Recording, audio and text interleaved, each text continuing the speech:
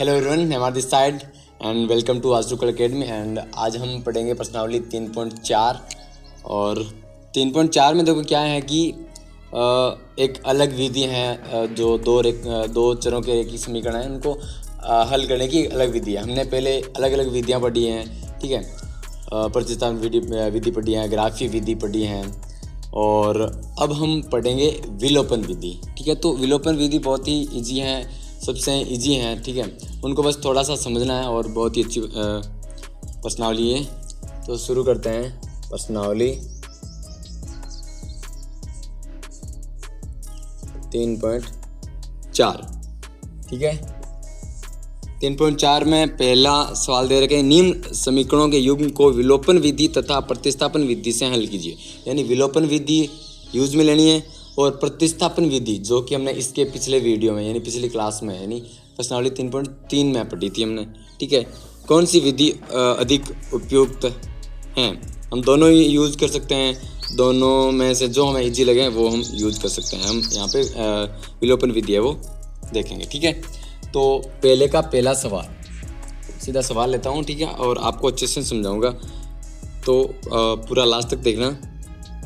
पहला सवाल में दो समीकरण दे रखे हैं, x + y = 5, x + y = 5 और 2x - 3y = 4। इंग्लिश और हिंदी साथ में आ रही है। 2x - 3y = 4, ये समीकरण 1 और ये समीकरण 2 दे रखी है। तो अब देखना क्या होता है कि एक सिंपल सी चीज़ दिमाग में रखनी है कि जो समीकरण होती हैं उसको हम सरल करते हैं तो हमारा एक चर होना चाहिए, एक, यानी x हो या y हो। अगर x हो तो हम उसका मान निकाल सकते हैं, अगर y हो तो उसका मान निकाल सकते हैं। अगर किसी समीकरण में दो चर हो, जैसे ये समीकरण एक, इसमें x और y दोनों चर हैं, तो अब कैसे किसका मान निकालें? नहीं निकाल सकते ना। तो क्या करते हैं, इन दोनों, ये जो मान लेते हैं एक समीकरण है ये, इसमें से एक चीज़ हटा दूँ मैं। अगर x को हटा दूँ तो y = 5 आ जाएगा, या y को हटा दूँ तो x = 5 आ जाएगा, ठीक है। तो x और y इन दोनों में से एक चीज़ को हटाना है तो हम पहले अलग अलग विधियों से हटाए हैं, ठीक है। अब इसमें विलोपन विधि में हम क्या करेंगे, एक जो भी चर है, एक चर है, उसको हम विलोपन कर देंगे, उसको विलुप्त कर देंगे, हटा देंगे। कैसे हटाएंगे देखना। हम समीकरण 2 में से 1 को घटाएंगे या 1 में से 2 को घटाएंगे तो क्या होगा? अभी देखो कुछ नहीं होगा, 2x में से x घटा लिया तो x बच जाएगा। लेकिन मैं क्या करूँगा, समीकरण 1 को मैं 2 से गुणा करूँगा और फिर मैं 1 में से ये जो समीकरण 2 है इसमें से 1 घटा लूँगा। क्या करूँगा देखना, ध्यान से देखना क्या होगा कि समीकरण 1 को 2 से गुणा करने पर, 2 से गुणा कर दो समीकरण 1 को, x को 2 से गुणा करा 2x प्लस y को 2 से गुणा करा 2y बराबर 5 को 2 से गुणा करा 10। पूरी समीकरण को मैंने 2 से गुणा कर दिया। और अब क्या करना है, ये लो, मान लो इसको समीकरण 3 दे देते हैं, ठीक है। अब क्या करना है, समीकरण 3 में से समीकरण 2 को घटा देते हैं, ठीक है। समीकरण 3 में से समीकरण 2 को घटा देते हैं। ये जो समीकरण 3 है ये समीकरण 1 ही है, इसी को हमने 2 से गुणा करके ये लिखा है, ठीक है। तो समीकरण 3 में से 2 को घटा देते हैं, देखना क्या होता है। समीकरण 3 में से घटाना है तो 3 समीकरण ऊपर लिखते हैं, जैसे 2x + 2y = 10, और समीकरण 2 को नीचे रखना है, घटाना ना, तो 2x - 3y = 4, और घटाते हैं तो क्या होता है, नीचे वाले का चिन्ह चेंज होता है। हमने दूसरी प्रश्नावली में देखा है कि जब भाग करते हैं तो जब घटाते हैं लास्ट में तो यहाँ पे चिन्ह चेंज कर देते हैं।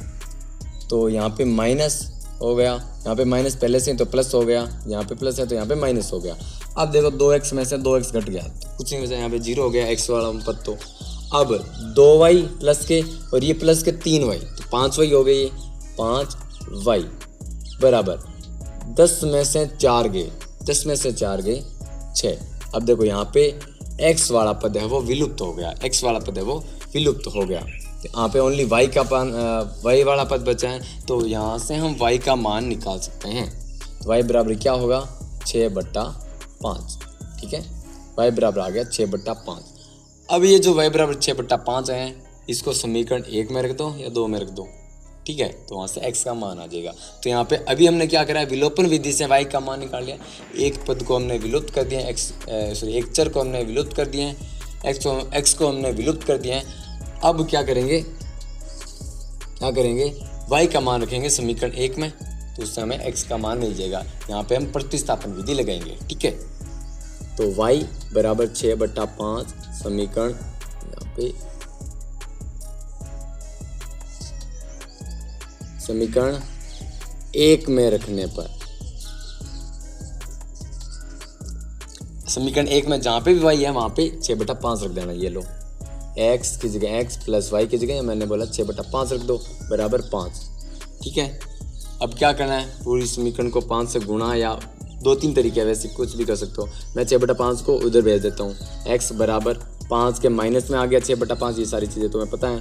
x बराबर इस ये बट्टा में आ गया 5, ठीक है। ये हो गया 25 माइनस 6।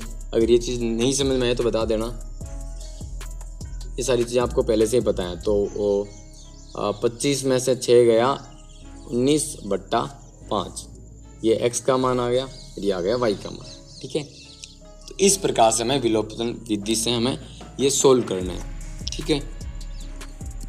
इसको आप उतार सकते हो, नोट कर सकते हो, स्क्रीनशॉट ले सकते हो। और इसके बाद में हम शुरू करते हैं पहले का दूसरा। इसमें देखो समीकरण दे रखी है 3x प्लस 4y बराबर 10, इसको दे देते हैं समीकरण 1। और इसके बाद में समीकरण दे रखी है 2x माइनस 2y बराबर 2, ये है समीकरण नंबर 2। इसमें देखना क्या करना है, मैंने बोला विलोपन विधि से हल ज्ञात करना, तो विलोपन विधि से हल ज्ञात करना तो छोटी सी दिमाग चीज़ है, वो दिमाग में रखनी है कि x वाला पद या y वाला पद दोनों में से कोई सा भी एक सेम होना चाहिए, क्योंकि सेम होगा तभी तो हम घटाएंगे तो 0 आएगा, तभी तो वो हटेगा। तो यहाँ पे x वाला पद भी सेम नहीं है, मतलब ये 3x है और ये 2x है, और ये यहाँ पे y वाला पद भी 4y है और 2y है। तो अब देखो सेम बना लो, चाहे गुणा या भाग करके सेम बना लो। तो अब x वाला पद भी सेम बना सकते हैं, लेकिन थोड़ा सा इसको इन दोनों को गुणा करना पड़ेगा, इसको छोड़ो। इसकी बजाय यहाँ पे ध्यान दो 4y और 2y है, तो अगर मैं इसको 2 से गुणा कर देता हूँ, ये जो समीकरण है दूसरी समीकरण है, इसको मैं 2 से गुणा कर देता हूँ तो यहाँ पे 4y बन जाएगा, फिर ये कुछ सरल हो जाएगा। मैं क्या करता हूँ, समीकरण 2 को 2 से गुणा करके समीकरण 1 में जोड़ता हूँ। मैं 1 में जोड़ने पर क्यों जोड़ूंगा, मैंने बोला घटाना है, पहले बताया था घटाना है। यहाँ पे जोड़ना क्यों है, क्योंकि यहाँ पे देखो ये पहले से ही माइनस है, तो जब जोड़ेंगे तो ये चिन्ह सेम रहेगा, तो 4y में से ये 4y घट जाएगा जोड़ेंगे तो, ठीक है, क्योंकि ये माइनस है। अगर घटा दिया ना ये, तो ये माइनस का घटाता है तो चिन्ह चेंज होता है, ये प्लस का और ये भी फिर प्लस का बन जाएगा, तो ज़्यादा हो जाएगा, ये कटेगा ही नहीं। इसलिए मैंने बोला कि इसको 2 से गुणा करके जोड़ दो। तो पहले समीकरण 2 को 2 से गुणा कर लेते हैं। 2 से गुणा करो, इसको 2 से गुणा करा 4x माइनस इसको 2 से गुणा करा 4y बराबर इसको 2 से गुणा करा 4। अब इसको सीधा जोड़ देना है इसके नीचे, तो इसके नीचे लिख देते हैं 3x प्लस 4y बराबर 10। जोड़ना होता है तो वहाँ पे कोई चिन्ह चेंज नहीं होता। यहाँ पे 4x और 3x हो गए 7x। अब ये देखो यहाँ पे 4y में से 4y घट गया, ठीक है, यहाँ पे माइनस है तो ये घट गया, यहाँ पे कुछ नहीं आया, बराबर 4 और 10 कितने हो गए 14। तो x बराबर कितने हो गए 14/7, यानी x बराबर आ गया 2। कितना इजी सवाल है। अब ये जो x का मान है उसको समीकरण 1 में रख दो, तो वहाँ से y का मान मिल जाएगा, ठीक है। x का मान समीकरण 1 में रखने पर 1 में रख दो, समीकरण 1 ये रही, और यहाँ पे रखना x की जगह 2, तो 3 की जगह 3x की जगह 2 प्लस 4y बराबर 10, 3 दूने 6 प्लस 4y बराबर 10। y का मान निकालना, y को अकेला करना है, 6 को इधर भेज दो। 4y पड़ा है यहाँ पे 10 के माइनस में आ गया 6, और 4y बराबर, ये 10 में से 6 गए 4, तो y बराबर कितना हो गया, 4 के भाग में आ गए ये, तो y बराबर आया 1। ठीक है, 4y बराबर आया 1। एकदम सिंपल है। तो ये आप नोट कर सकते हो, स्क्रीनशॉट ले सकते हो, लिखा करो, नोट करा करो साथ साथ में, ताकि चीज़ें अच्छे से समझ में आए। इस वीडियो को रोक के और लिखा करो, नोट करा करो। ठीक है, तो आगे चलते हैं। और नोट करके छोड़ने से भी ज़्यादा कुछ नहीं होता, ये एक बार उतार सकते हो, बाद में खुद करना है। जब खुद करते हो तो ज़्यादा चीज़ें समझ में आती हैं, चीज़ें ज़्यादा समझ में आती हैं, ज़्यादा चीज़ें समझ में आती हैं। अब आगे देखो, पहले का तीसरा, पहले का तीसरा क्या है, 3x माइनस 5y माइनस 4 बराबर 0। 3x माइनस 5y माइनस 4 बराबर 0, ये समीकरण 1। आगे 9x बराबर 2y प्लस 7, ये समीकरण 2 है। अब इसमें देखो, एक यहाँ पे क्या कर रखा है, समीकरण 1 में क्या है कि सारे जो भी पद है वो बराबर के इस साइड है और बराबर में 0 है। इसमें क्या है कि 9x वाला पद इधर है, बाकी जो y वाला और अचर पद है वो उधर है बराबर के। तो क्या करना है तुम्हें, मैंने तुम्हें बहुत बार बताया कि x वाले और y वाले पद इधर रख लो और अचर वाला पद है वो उधर रख लो, क्योंकि हमें वैसे भी बाद में उधर भेजना है अचर को। ठीक है, तो क्या करते हैं, समीकरण 1 में देखो, जब मैं 4 को इधर भेजूंगा बराबर के, तो अभी माइनस का 4 इधर आएगा, प्लस का 4 हो गया नहीं, तो बराबर मैंने यहाँ पे लगा दिया। ठीक है, ऐसे इसमें करना है। इसमें क्या करना है, इस 2y को मैं इधर भेज दूंगा। ठीक है, 2y को इधर भेजा तो माइनस का 2y हो गया, क्या हो गया, माइनस का 2y, और 7 इधर ही पड़ा था तो 7 का 7। ठीक है, ये चीज़ें तुम्हें पहले से आ रही है। अब यहाँ पे देखो, समीकरण 1 और 2 में देखो कौन सी चीज़ सेम बन सकती है। 5 को 2 बना सकते हैं, नहीं बना सकते। 2 को 5 नहीं बना सकते। 3 को 9 हाँ बना सकते हैं। सेम चीज़ करनी है ना, फिर तभी तो घटा के जोड़ के करना है वो। तो अब क्या करूँगा मैं, समीकरण 1 को 3 से गुणा कर देता हूँ मैं। जैसे ही 3 से गुणा करूँगा तो ये 3 3 9x बन जाएगा। 9x फिर ये घट जाएगा तो ये 0 हो जाएगा तो y वाला पद बचेगा और y का मान निकल जाएगा। ठीक है, तो समीकरण, मैं शॉर्टकट में लिख रहा हूँ। ठीक है, समीकरण 1 को मैं गुणा करता हूँ 3 से, समीकरण 1 को गुणा करता हूँ 3 से, फिर क्या कर देता हूँ, फिर घटा देता हूँ समीकरण 2। समीकरण 1 को 3 से गुणा करना है, फिर समीकरण 2 को घटा देना है। समीकरण 1 को 3 से गुणा करो, 1 को 3 से गुणा करो तो ये 3 3 9x माइनस 3 से गुणा करो माइनस 15y बराबर 3 से गुणा करो 4 3 12। अब इसमें से घटाना क्या है, ये वाला घटाना है, तो ये नीचे लिख देते हैं जैसा है वैसा, 9x माइनस 2y बराबर 7। और जब घटाना होता है तो चिन्ह चेंज करना है। ठीक है, यहाँ पे माइनस हो गया, यहाँ पे प्लस हो गया, यहाँ पे माइनस हो गया। ठीक है, ये पूरा पद घट गया। अब देखो, माइनस का 15y और प्लस का 2y, तो कितना हो गया, माइनस के ज़्यादा है ना, यानी 2y में से 15y घट रहा है, तो माइनस का 13y बराबर 12 में से 7 गया, 12 में से 7 गया 5। ठीक है, और y का मान निकालना है, y बराबर 5 के बट्टा में आ गया माइनस का 13, y का मान आ गया। ये y का मान रखना है समीकरण 1 में। ठीक है, समीकरण 1 में रख देते हैं, y बराबर 5 बट्टा 13 आया ना, अभी ये 5 बट्टा माइनस 13 है। समीकरण 1 में रखने पर देखो, ऐसे भी कर सकते हो, और एक तरीका और भी है। क्या कर सकते हो, अभी हमने x वाला पद हटा के y वाला मान निकाला है। अब हम y वाला पद हटा के, यानी y वाले पदों को सेम करके, ठीक है, इन संख्या को सेम करके फिर ये हट जाएंगे तो x का मान भी आ जाएगा। ये भी चीज़ भी कर सकते हैं। ठीक है, वो थोड़ा इनको देखो, अगर इनको सेम करेंगे, इन दोनों समीकरणों को गुणा करना पड़ेगा, इतना ज़्यादा नहीं करना है। ठीक है, हमें इतना सा कर लेना है। यहाँ पे y का मान आ गया तो y का मान रख दो समीकरण 1 में। ठीक है, 3x पड़ा है माइनस 5 पड़ा है, y की जगह क्या रखना है, 5 बट्टा 13 और ये भी माइनस का बराबर 4। तो यहाँ पे 3x और ये माइनस माइनस गुणा होता प्लस, 5 पंजे 25/13 बराबर 4। अब 25/13 को उधर भेज देते हैं तो 3x बराबर 4 के माइनस में आ गया 25/13, ठीक है। तो 3x बराबर 13 आ गया लघुत्तम, और 13 चौके 52 माइनस 25, तो 3x बराबर 52 में से 25 घटाया तो हो गया 12 में से 5 गया 7 और 4 में से 2 गया 2, 27/13, ठीक है। तो x बराबर क्या आया 27/13, और एक ये 3 गुणा में है तो इधर आते ये भाग में हो गया, 3 भाग में हो गया, मतलब जो नीचे है ना भाग में उसके साथ गुणा में आ गया, ठीक है। तो 3 है 27 को काट देगा 9 बार, 9 3 27, तो x बराबर क्या आया ऊपर 9/13, ये x का मान आ गया, ठीक है। बहुत ईजी है, बस यहाँ पे गुणा भाग में जोड़ भाग में थोड़ा सा ध्यान देना है, ठीक है। आप ये उतार सकते हो, नोट कर सकते हो। पहले का चौथा, पहले के चौथे में देखो क्या है, 2 समीकरण हैं और क्या है समीकरण है क्या, कैसे हैं, x/2 प्लस 2y/3 बराबर -1, इस प्रकार से समीकरण है।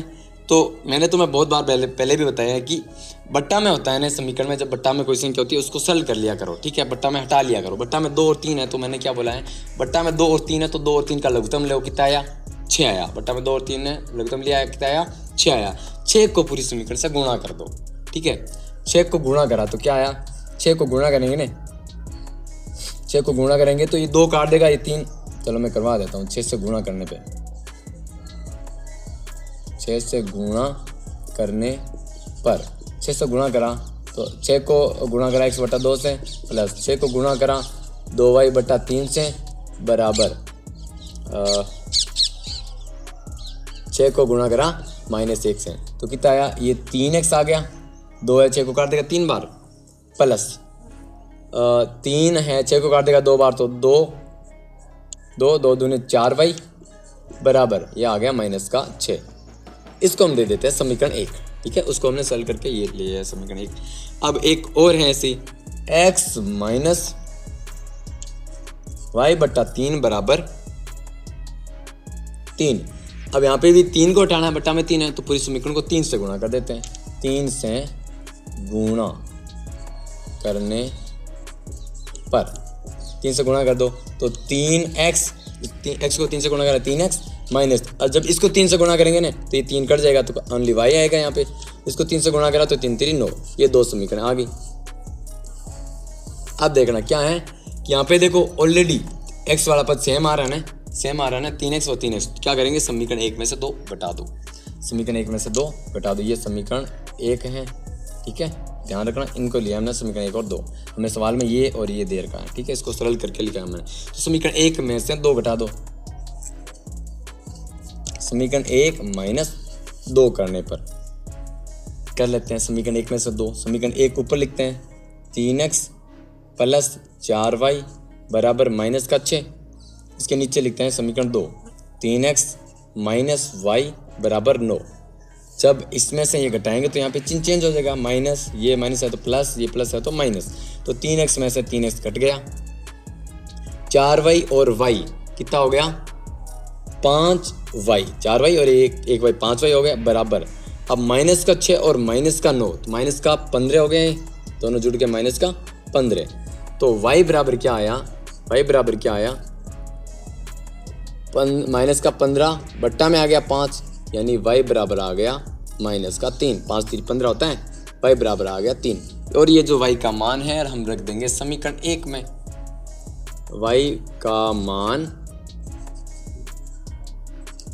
समीकरण 1 में रखने पर, समीकरण 1 में जहाँ पे भी y है वहाँ पे -3 रख दो, ये रहा समीकरण 1, और 3 की जगह 3, x की जगह x प्लस 4 की जगह 4 और y की जगह मैंने बोला -3 रख दो बराबर -6, तो 3x और यहाँ पे 4 3 12 हो गए, और वो भी माइनस के, क्योंकि यहाँ पे -3 है तो गुणा हो गया, ओके, ये -12 बराबर -6, तो 3x बराबर -6 उधर जाएगा तो +6, ये -6 सॉरी -6 तो पड़ा है, लेकिन -12 उधर जाएगा तो +12, ठीक है।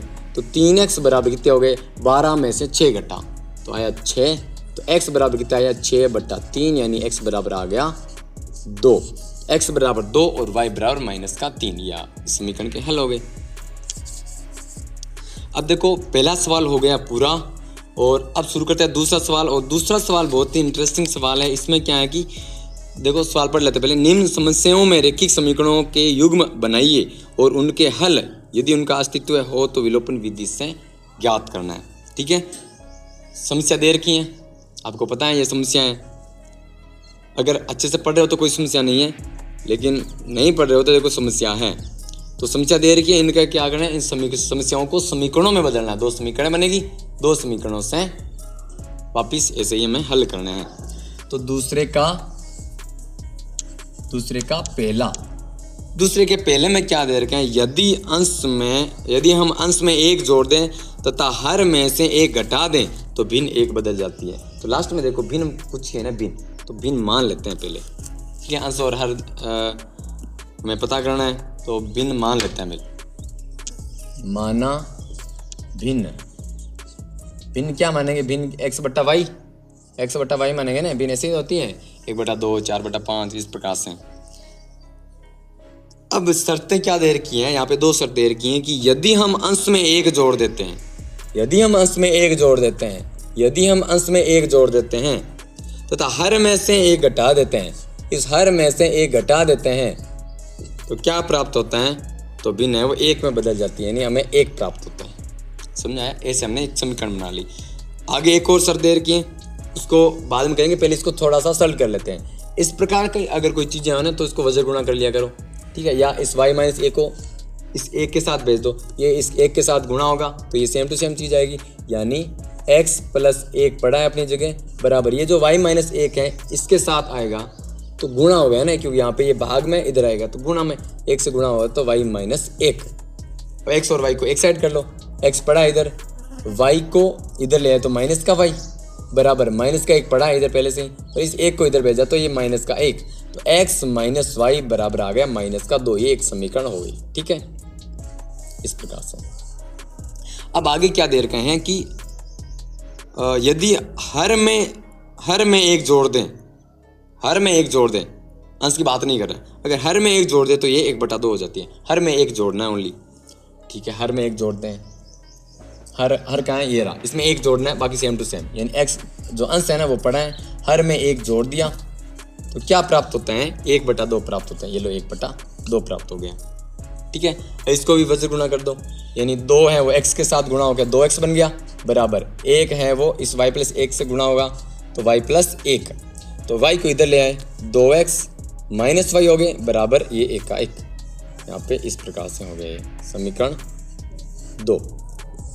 अब देखो क्या करना है, मैंने बोला विलोपन विधि से हल करना है। विलोपन विधि से हल करना है तो x वाला पद या y वाले पद दोनों में से 1 को हटाना है। अब देखो यहाँ पे x सेम नहीं है ना, x के यहाँ पे 2x है, यहाँ पे 1x है, लेकिन यहाँ पे y वाले सेम है। देखो -y तो इसको हम सॉल्व करेंगे।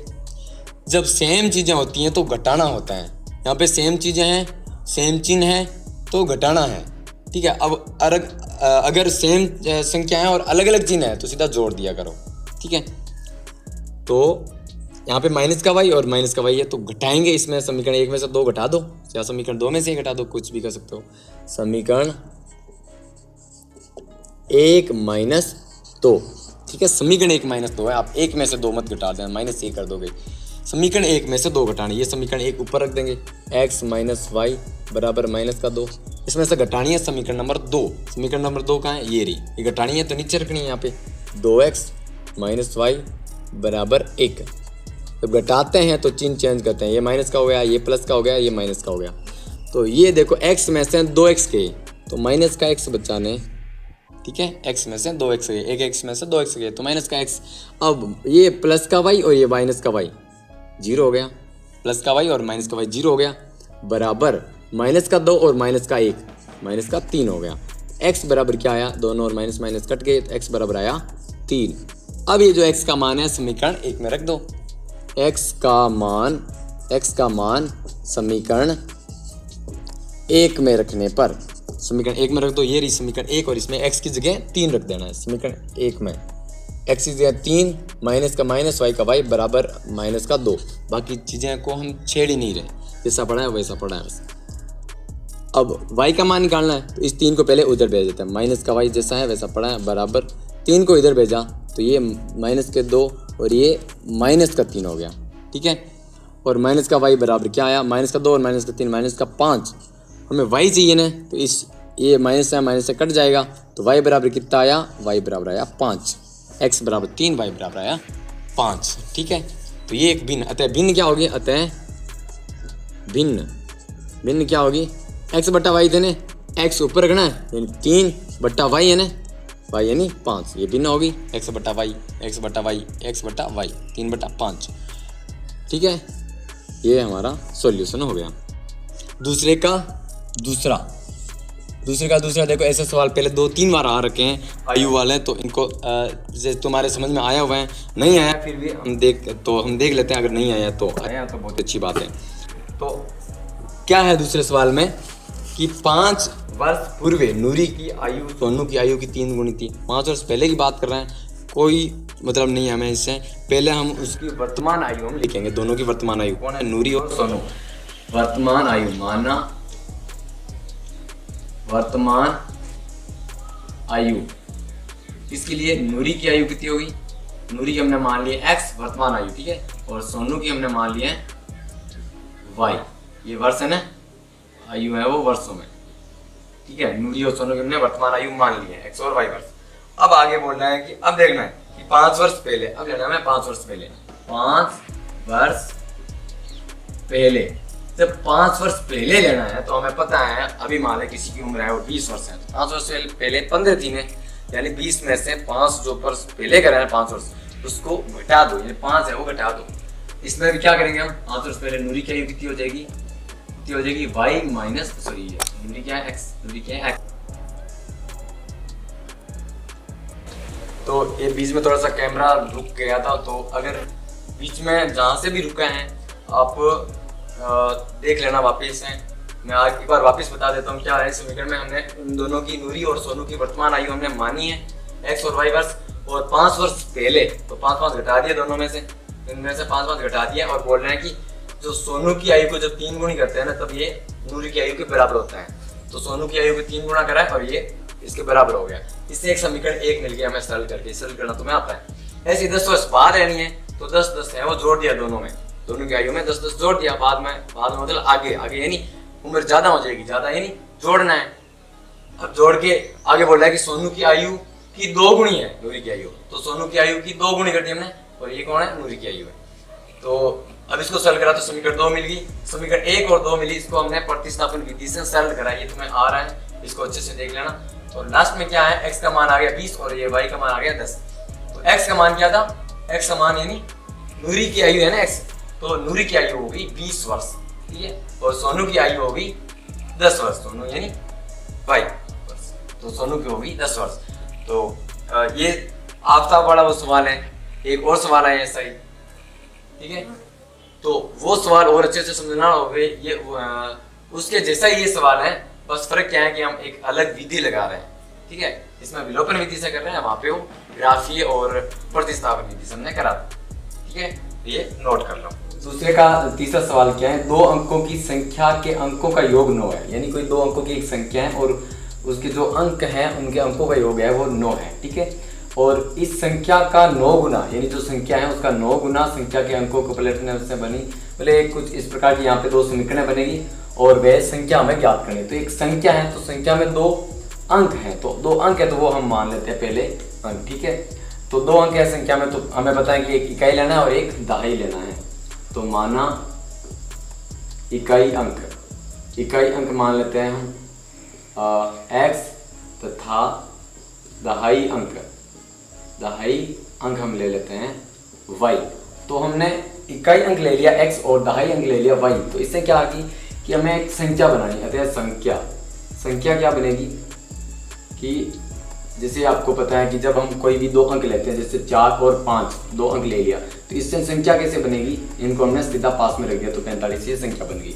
लेकिन जब ये अंक है हमारा x और y, तो इसको हम सीधा रखेंगे, इकाई के जगह x रखेंगे और दहाई की जगह y रखेंगे, तो ये ऐसे रखने पे हमें ऐसा लग रहा है कि जैसे ये गुणा हो रहा है, और लग क्या रहा है, यहाँ पे गुणा हो रहा है। तो इसको हम ऐसे नहीं रख सकते, जो चर हैं इसको हम ऐसे नहीं रख सकते जैसे हम इन अचरों को रख सकते हैं।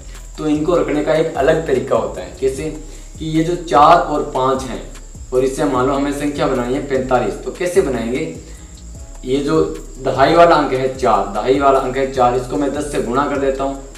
ठीक है, 4 को मैं 10 से गुणा कर देता हूँ, प्लस मैं इकाई वाला जोड़ देता हूँ। मैं इस प्रकार से रखूंगा, इस प्रकार से रखूंगा तो देखो क्या होगा कि इकाई और दहाई दोनों अंक भी तो रख दिया, संख्या भी बन गई। कैसे संख्या कैसे बनी, देखो 10 और 10 को 4 से गुणा करा 40 प्लस 5 बन गया ना वापिस से 45, तो ये संख्या बन गई 45 इस प्रकार से। तो इसी जैसे हमने ये संख्या बनाई है, ऐसे ही हमें x और y को लेके ये संख्या बनानी है। तो अभी मैंने बताया था कि जो दहाई है उसको हमें 10 से गुणा करना है, तो दहाई है उसको 10 से गुणा करना है, प्लस इकाई को जोड़ देना है। दहाई कौन सी है, y, तो y को 10 से गुणा करा तो 10y प्लस इकाई क्या है x, तो इसको x को हमने जोड़ दिया, तो ये एक संख्या है।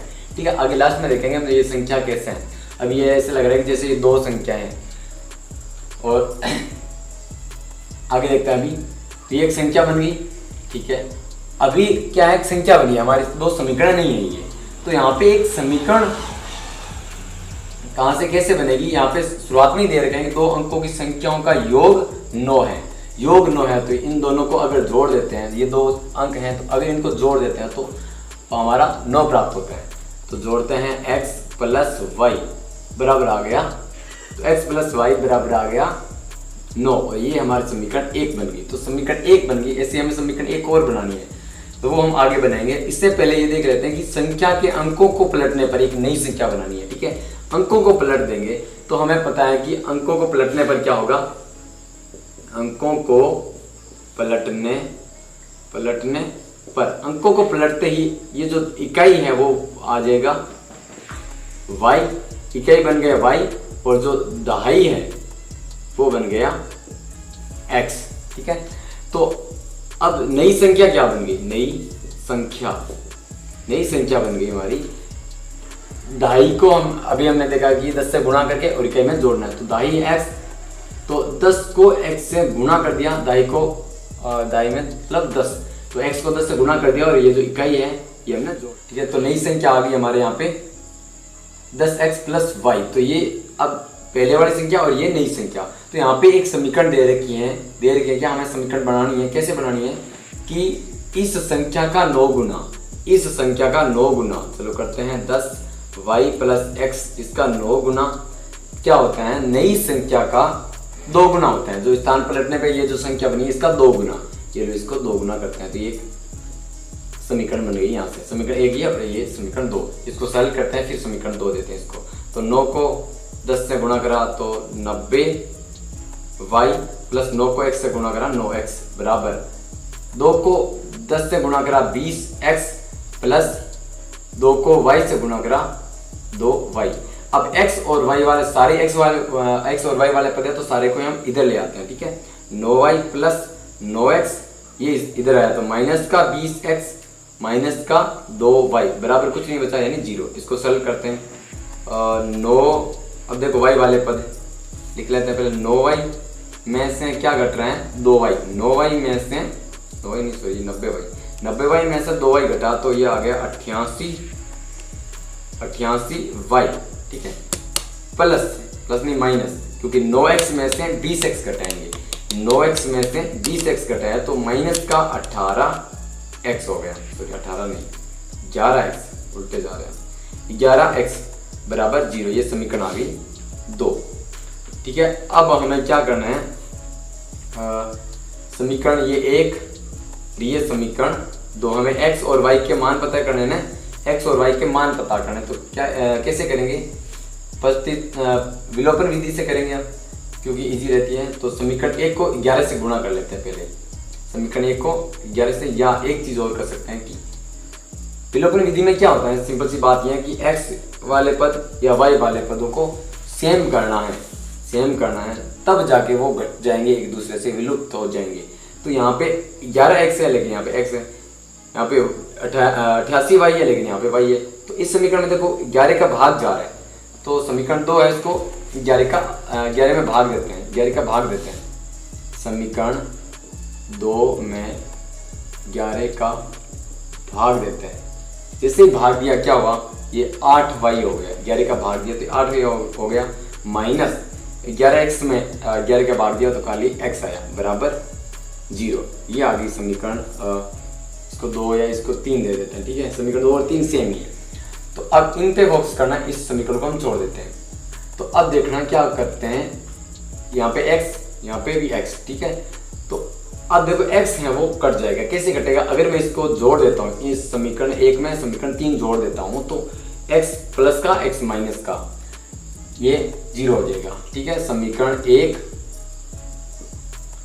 1 प्लस समीकरण 3, समीकरण 1 में समीकरण 3 को हमने जोड़ा है। कैसे जोड़ेंगे आपको बताएं कि पहले समीकरण 1 लिख लेते हैं, x प्लस वाई बराबर 9, और समीकरण 3 क्या है, ये समीकरण 3 है ये, तो पहले x वाला लिख लेते हैं, माइनस का x, ये लो, a प्लस का 8y बराबर 0। इस प्रकार से हम लिख सकते हैं।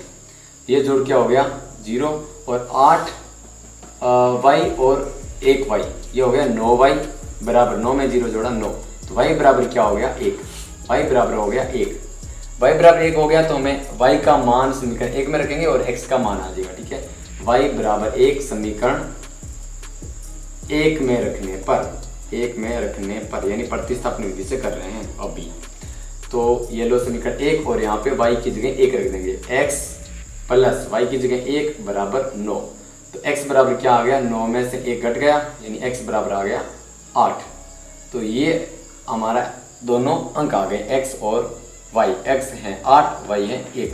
अतः वो संख्या क्या बन गई, अतः संख्या क्या बनी है, संख्या बन गई।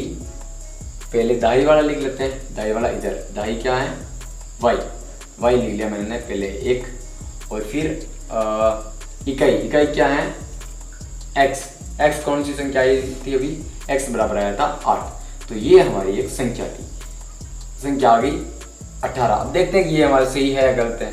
तो पहले तो एक चीज ये कर सकते हो, x बराबर 8 और y बराबर 1 इन समीकरणों में रख के चेक कर सकते हो, ये हमने पहले भी करा है। या इसका 9 गुणा, 18 का 9 गुणा करो, 18 का 9 गुणा बराबर होगा संख्या के अंकों का स्थान पलटने पर 2 गुणा करो, तो ये बराबर हो रहे हैं क्या, देखो 9 अंटे 72, 2 7, 9 एकम 9 और 7 16, 162 बराबर 2 एकम 2, 8 दूने 16 बराबर हो रहे हैं। इसका मतलब क्या, हमारे समीकरण सही है और ये जो संख्या है ये भी एकदम सही आई है। तो इस प्रकार से हमें लेना है, जो चर मानना है और उसको हमें इकाई और दहाई में लेके ये संख्या इस प्रकार से बनानी है। इकाई वाले को जोड़ दो, इसमें दहाई के साथ यानी दहाई वाला अंक उसको 10 से गुणा करके इकाई वाले अंक में जोड़ दो, तो ये एक संख्या बन जाएगी। ऐसा सवाल हमने एक पहले भी करा है, अगर वो मिलेगा तो मैं आपको लिंक डिस्क्रिप्शन में दे दूंगा या आई बटन पे मिल जाएगा आपको, या आप देख लेना बाकी सारे वीडियोस। अब आगे देखते हैं दूसरे का चौथा। ये बहुत ही अच्छा सवाल है और बहुत ही अच्छे से समझ में आएगा ये सवाल।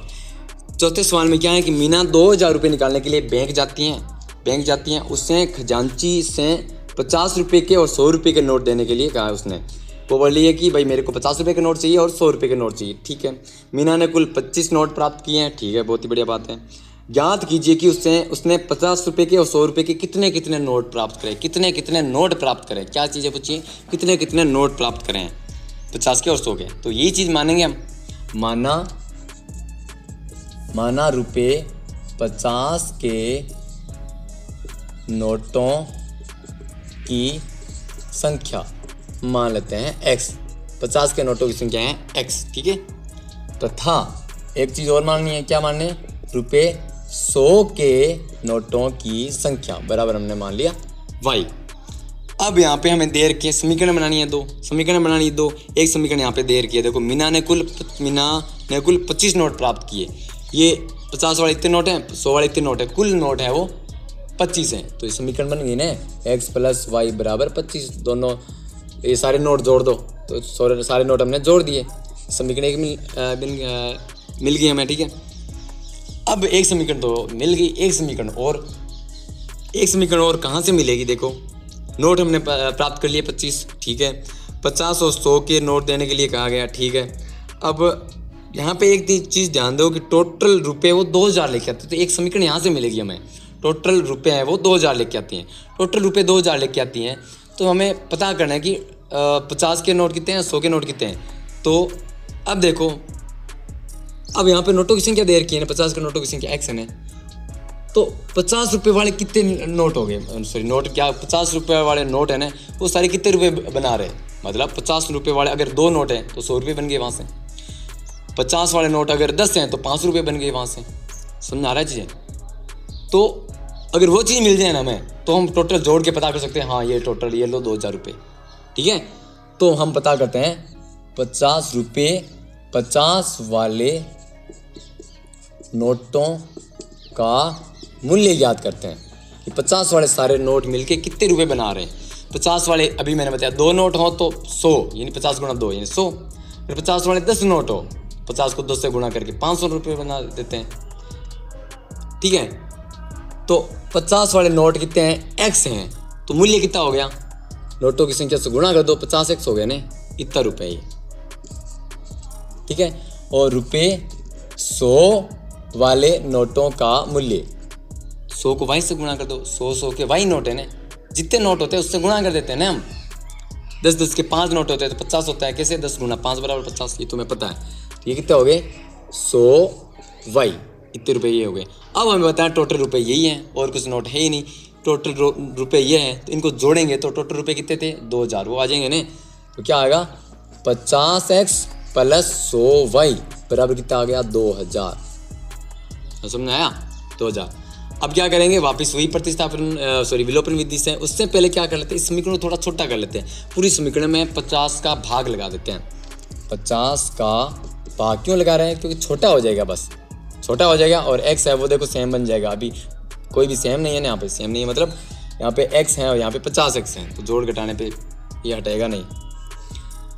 तो 50 का भाग, जैसे इसमें 50 का भाग दिया तो x बना, प्लस इसमें 50 का भाग दिया, 100 में 50 का भाग दिया तो 2 बना, बराबर इसमें 50 का भाग दिया तो देखो 2000 में 50 का भाग दिया तो 1 0 और 200 में 5 का भाग दिया 40। ये आ गई समीकरण नंबर 2। समीकरण 1 और समीकरण 2। अब ये जो 2 समीकरण है इनको हम विलोपन विधि से वापस सॉल्व करते हैं कि समीकरण 1 में से 2 घटा लो, हो जाएगा, ठीक है। अगर तुम्हें आता है तो इस वीडियो को रोक दो और खुद करो, ठीक है, बाद में देख लेना चाहिए। अगर नहीं आता तो देखो मेहनत करनी पड़ेगी, प्रैक्टिस करना पड़ेगा, सवाल को खुद हल करना पड़ेगा, माथा पच्ची करनी पड़ेगी, ठीक है, आपको पता है। तो समीकरण 2 में से 1 घटाओ, 1 में से 2 घटाओ, चाहे कैसे भी घटा दो। मैं 2 में से 1 घटाऊंगा क्योंकि यहाँ पे बड़ा है, में से ये छोटा घटेगा तो माइनस वाला लफड़ा वो हो जाएगा। समीकरण 2 माइनस समीकरण 1, समीकरण 2 में से 1 घटाया, समीकरण 2 में से 1 घटाया तो समीकरण 2 को ऊपर लिख देते हैं, x प्लस 2y बराबर 40। और समीकरण 1 घटाना है, 1 घटाना है यानी 1 को हम नीचे लिख देते हैं, समीकरण 1 को नीचे लिख देते हैं, x प्लस वाई बराबर 25। और घटाना है तो नीचे वाले को हम चिन्ह चेंज कर देते हैं, ये माइनस का, ये भी माइनस का और ये भी माइनस का, तो x में से x घट गया, 2y में से y घटा, y बराबर 40 में से 25 घटा, ये आ गया 15, y बराबर आ गए 15। तो ये जो y का मान 15 है हम समीकरण 1 में रख देंगे, y का मान समीकरण 1 में रखने पर, समीकरण 1 में रखने पर क्या हो जाएगा, जहाँ पे भी समीकरण 1 में y है वहाँ पे 15 रखना है, तो x की जगह x प्लस y की जगह ये 15 बराबर 25। तो x बराबर क्या आ गया, 25 के माइनस में आ गई 15, यानी x बराबर क्या आ गया, ये हो गया 10, x बराबर आ गया 10। तो x और y थे क्या, x और y थे क्या, नोटों की संख्या थी ना, अतः 50 रुपये के नोटों की संख्या कितनी हो गई, x यानी 10, अतः रुपये 50 के नोटों की संख्या x बराबर 10 होगी। और तथा रुपये 100 के नोटों की संख्या y बराबर ये हो गई 15। और इसको कैसे पता करेंगे कि 50 के 10 नोट है तो ये कितने रुपए हो गए टोटल? 500 रुपये यहाँ से बन गए। और 100 रुपये के 15 नोट है तो यहाँ से 1500 रुपये ये बन गए। तो 1500 और ये 500 टोटल हो गया 2000 रुपये। और ये 30 रुपये निकालने के लिए गई थी वो। समझ में आ रही हो या खुद कर लियो सवाल? बढ़िया बात है। तो इसको मिटा देते हैं।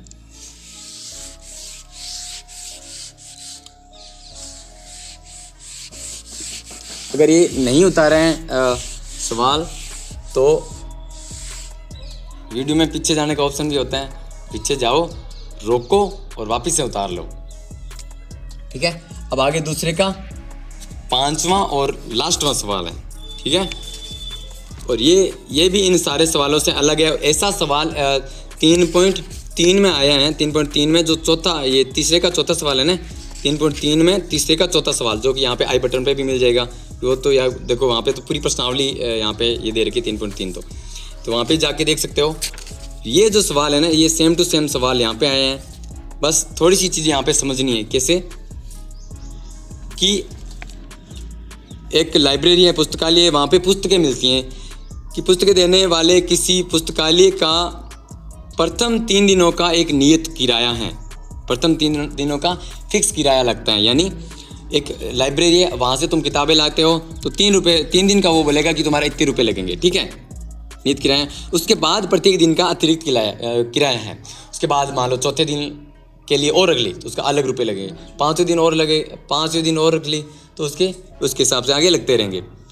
तो ये क्या करते हैं, पहले वो नियत किराया मान लेते हैं। ठीक है, ऐसे ही हमने उस सवाल में भी माना था।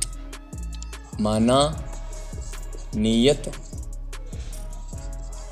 किराया बस वाला किराया नहीं, यहाँ पे किराया है लाइब्रेरी से, तुम पुस्तकालय से जो किताब लेके आते हो उसका। माना नियत किराया 3 दिन का नियत किराया। पूरा अच्छे से लिखते हैं, बहुत अच्छे से समझ में आएगा ये सवाल। माना 3 दिनों का नियत किराया, 3 दिनों का नियत किराया हो गया x रुपये। किराया मतलब पैसों में लगेगा, पैसों यानी रुपये, पैसे यानी रुपये। तो फिक्स कर लिया हमने। उसके बाद में प्रतिदिन का अलग अलग रुपये लगता है। अगर चौथे दिन रखा तो उसका मान लेते हैं अलग रुपये लगा ना, मान लेते हैं कि अलग लगेगा, ज़्यादा रखना है तो लगेगा उसका रुपये। तो तथा प्रतिदिन किराया, प्रतिदिन का किराया हमने मान लिया y रुपये। ठीक है, तो इसको मैं पहले अच्छे से समझा देता हूँ। मान लो तुमने 3 दिन के लिए किताब लेके आए, 3 दिन के लिए किताब, तो तुम्हारा x रुपये लगेगा। ठीक है, और अगर तुम चौथे दिन के लाए तो x तो वो तो लगेगा ही। 4 दिन के लिए लाए ना तो x तो वो 3 दिनों का वो हो गया, 1 दिन और एक्स्ट्रा होना है, उसके लिए y रुपये और लग जाएगा। ठीक है, अगर तुम 5 दिनों के लिए लाए ना किताब तो 3 दिनों का, अगर तुम मान लो 5 दिन के लिए लाए, 5 दिन के लिए लाए तो 3 दिनों का तो वो फिक्स हो गया, 3 दिनों का तो हो गया फिक्स, x रुपये लगेगा। फिर 2 दिनों का क्या होगा, 2 दिनों का क्या होगा, 1 दिन का y तो 2 दिनों का 2y रुपये लगेगा, यानी टोटल ये रुपये लगेंगे x + 2y। अगर तुम मान लो 7 दिनों के लिए लाए, क्या 10 दिनों के लिए लाए, बड़े लेते हैं, मान लो 10 दिनों के लिए लाए, उसमें से 3 दिन का तो फिक्स हो गया, ये 3 दिन का कितना लगेगा, x लगेगा, 3 दिन का तो फिक्स हो गया। और मान लेते क्या, पीछे 7 दिन बचे ना, 7 दिन, तो 7 दिनों का कितना रुपये लगेगा, 1 दिन का y तो 7 दिनों का 7y। समझ में आया? आ जाएगा। देखो अभी आगे सवाल करेंगे ना और अच्छे से समझ में आएगा कि सरिता ने 7 दिनों के लिए एक पुस्तक रखने के लिए 27 रुपये अदा करें। 27 रुपये देती है वो कितने दिनों के लिए, 7 दिनों के लिए। सरिता किताब लेती है 7 दिनों के लिए, 7 दिनों के लिए, 7 दिनों के लिए लेती हैं। तो पहले 3 दिन है ना, 7 दिन मान लेते हैं, संडे टू मंडे जो भी जैसे भी ले, तो पहले 3 दिनों का तो किराया हो गया फिक्स। पहले 3 दिनों का किराया हो गया फिक्स x रुपये। फिर बचे 4 दिन बचे ने, तो एक दिन का वो बोल रहा है कि y रुपये हैं, तो 4 दिन का 4 y हो गए ना, 4 y। तो ये सारा जुड़ा के कितना हुआ है, बोल रहे हैं कि 27 रुपये लगते हैं। ये समीकरण मिल गया हमें एक। इसको थोड़ा इधर रखते हैं क्या, ताकि वहाँ से हमें जगह मिल जाएगी। x + 4y बराबर 27, ये समीकरण मिलेंगे एक बार इसको और समझा देता हूँ कि मान लेते हैं कि एक लाइब्रेरी है, उसका संख्या में मानते हैं, मान लो फिक्स किराया लगते हैं 15 रुपये, फिक्स किराया अलग लगता है 20 रुपये लगता है, मान लो 20 रुपये फिक्स किराया लगता है, और प्रतिदिन किराया मान लेते हैं, एक दिन का किराया लगता है, ये तो फिक्स हो गया, नियत हो गया, ठीक है। और प्रतिदिन एक दिन का किराया लगता है,